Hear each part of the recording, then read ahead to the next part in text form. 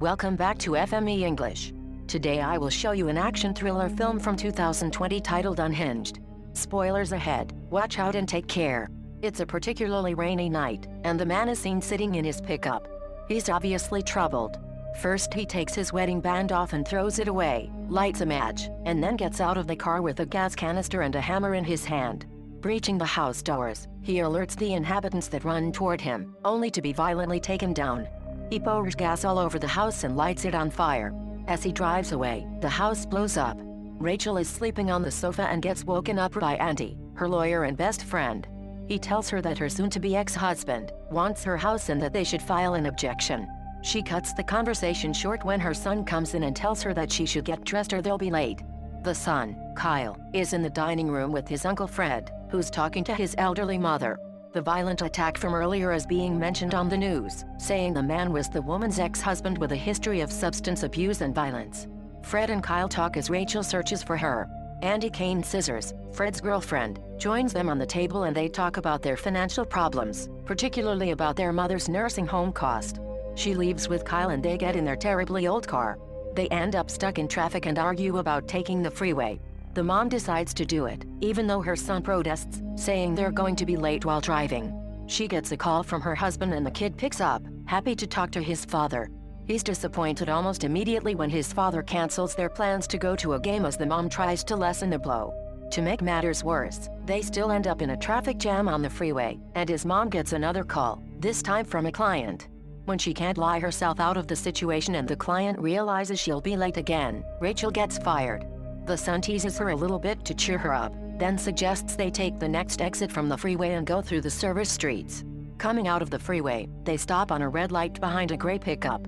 When the pickup doesn't move, as the light changes, she starts honking and drives around him. On the next light, he pulls up next to there. It's the man that set the house on fire. He asks them to roll their windows down and Kyle does it. Rachel and the man have an awkward back and forth with him, patronizing her and then apologizing, expecting her to do the same, but she snaps back at him, disagreeing. He gets rattled and angrier, fretting her that she will find out what a bad day really means. Kyle is scared and asks her to go. The man starts following them and cuts them off twice. Rachel takes another route and manages to get Kyle to school very late. She calls Andy and asks him to meet her for breakfast in 20 minutes, promising not to be late even though she's low on gas. Rachel stops at a gas station, sets the pump, and goes inside to get a few other things. When she goes to the cashier to pay, she sees the gray pickup parked behind her car. Worried, she tells the cashier and a guy standing in line next to her that the man in the pickup has been following her. After an argument, the guy says he'll walk her out and get his plates. As she fuels the tank and gets in the car, the guy tells her the man's plates. She drives off and the guy stays behind telling the man in the pickup not to follow. Suddenly the man rams him over into the street and he gets hit by a second car while the pickup continues to chase after Rachel. She tries to lose him on the way, but they get stuck in a traffic jam again with him right behind her. He rams in her car over and over but no one reacts. They start driving again and Rachel can't find her phone to call for help. The man pulls up next to her and shows her that he has her phone. She drives off causing an accident on the way and almost running over a woman. Thinking she finally lost him, she pulls up into a parking lot to hide and calm her nerves.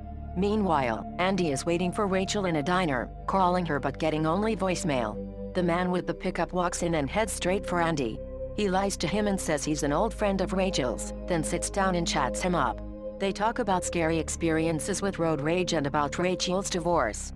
The man is defending her soon-to-be ex-husband and Andy gets uncomfortable. So the man lies and says he could get Rachel on the phone and he tells him to try and gives him his own. Brown back at the parking lot, Rachel is looking for her tablet when she suddenly hears ringing. She finds a phone and picks up, even though it's not her phone. The man gives Andy his cell phone and he tells her that he's waiting for her in the diner with an old friend of hers. She says she doesn't know anyone by the name given, and he turns the phone over to the man the moment she starts talking about him, calling him a psycho, explaining what happened. He tells her that she needs to truly apologize to him in person, which alerts Andy that something isn't right, and he asks for his phone back. That's the moment when the man hits Andy with a cob, breaking his nose. Everyone in the diner gets upset, but no one helps when the man slams his head on the table, knocking him out. He puts Rachel on speaker and continues to talk to her, asking if Andy is really just her lawyer and friend or if she's cheating on her husband with him, just like his own wife did. He tells Rachel to say her last words to Andy as he chokes him and eventually stabs him while the people in the diner still do nothing except film the situation as the man is walking out of the diner. He tells Rachel, but Andy is dead. She tries to plead with him and apologizes, but the man doesn't believe her and speeds away. The man calls her again from her own phone and starts reciting all the messages she's gotten, including one from her son's school. He starts toying with her and asking her to choose who he should kill next from her contact list. When she refuses, he sends all her money to her husband and threatens to go after her mom and to burn her house down. Rachel chooses herself, but he doesn't accept and asks for another name. She chooses the name of the client that fired her. He hangs up and Rachel immediately calls the police. They arrive at the house of her client, but the man isn't there. Back at the house, Fred is watching what happened in the diner on the news.